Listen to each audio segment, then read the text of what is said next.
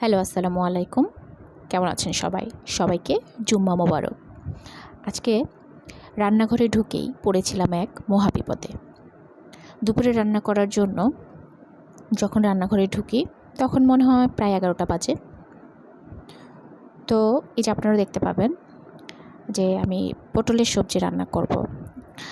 তো রান্নার জন্য আমার হেল্পিং হ্যান্ড সব রেডি করে দিয়েছিল। তো আমি ভাবলাম যে ঝট করে দুটো রান্না সেরে আমি ফ্রেশ হয়ে নিই, মানে গোসল সেরে নিই। ও মা, রান্নাঘরে গেলাম। এই সবজিটা বসানোর পর এটাকে যখনই আমি পানি দিয়ে একটু সিটি দিব তখনই গেল কারেন্ট চলে। আর আমি তো গ্যাসের চুলায় একদম রান্না করি না। আর আমি যেহেতু নতুন বিল্ডিংয়ে থাকি বা নতুন বাসায় থাকি, তো নতুন বাসায় তো লাইনের গ্যাসের সংযোগ নেই। ঢাকা শহরে যারা থাকেন তারা সবাই জানেন। তো আমি ইলেকট্রিক চুলায়, রাইস কুকারে রান্না করি। আর আমি সিলিন্ডার গ্যাস ইউজ করি না, আসলে অনেক ভয় লাগে। তো এই কারণেই ইলেকট্রিকে রান্না করার জন্যই এই কারেন্ট চলে গেলে মহাবিপদে পড়তে হয়। আসলে আমি অনেক একটা বড় বিপদে পড়েছিলাম। সেই 5 ঘন্টার মতো লোডশেডিং ছিল। তো সেদিনের খাওয়া তো আর টাইম মতো হয়নি, অনেক দেরিতে হয়েছিল। তো প্রথমেই দেখেছেন যে আমি পটল আলুর সবজিটা বানিয়েছিলাম। ওটা কোনো রকমে প্রেশার কুকারে, কারেন্ট আসার পর প্রেশার কুকারে সিটি দেওয়ার পরে ভাত আগে রান্না করা ছিল, আমার খালা রান্না করে ফেলেছিল ভাত। তো ভাত নিয়ে কোনো ঝামেলা পড়তে হয় নাই, শুধু তরকারিটা সিটি দিয়ে একটু জাল করে খাওয়া গেছে। তো এই পড়েছিলাম বিপদে।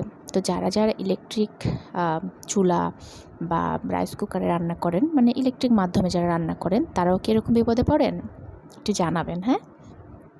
আর সাথে করেছিলাম মাছের ঝোল। সচরাচর যেভাবেই রান্না করা হয় সেভাবেই, আমি আর কোনো রেসিপি বললাম না। তো প্রথমে পটলের সবজিটা করেছিলাম, তার সাথে এই মাছের ঝোলটা ছিল। মাছের ঝোল তো আর দুপুরে খেতে পারিনি, এটা রাতে খেয়েছি। আর এই যে মাছ মশলা কষিয়ে মাছটা একটু ওলটপালট করে কষিয়ে নিচ্ছি। আমার হাজব্যান্ড আবার ভাজা মাছ ঝোল করে খেতে পছন্দ করে না, তার শুধু মাছ ফ্রাইটাই ভালো লাগে। আর এভাবে মাছ কষিয়ে রান্না করলে ভালো লাগে, এই জন্য তার পছন্দ মতো রান্না করা হয়। মূলত আমারও এভাবেই খেতে ভালো লাগে। অনেকে আছেন ভেজে ভেজে ঝোল করেন, বাট আমার ওটা কম পছন্দ আর কি। খাই না তা না, খাই, বাট একটু কম পছন্দ। আর এই মাছের মধ্যে পেটের মধ্যে যে একটা কী যেন বলে না, পটকা মনে হয় বলে, এই পটকাটা দেখে আবার কেউ নাক ছিটকাবেন না, বিকজ এটা আমার হাজব্যান্ডের অনেক পছন্দের। এই জন্য আমি এটা ফেলতে পারি না, এটা সহ রান্না করতে হয়। তো এই যে আমার মাছ রান্নাও হয়ে গেছে, আর দেখতে পাচ্ছেন রাতের বেলা মাছ রান্না হয়েছে, অন্ধকার হয়ে গেছে। তো আজকের ভিডিও এই পর্যন্তই। সবাই ভালো থাকবেন। আল্লাহ হাফেজ।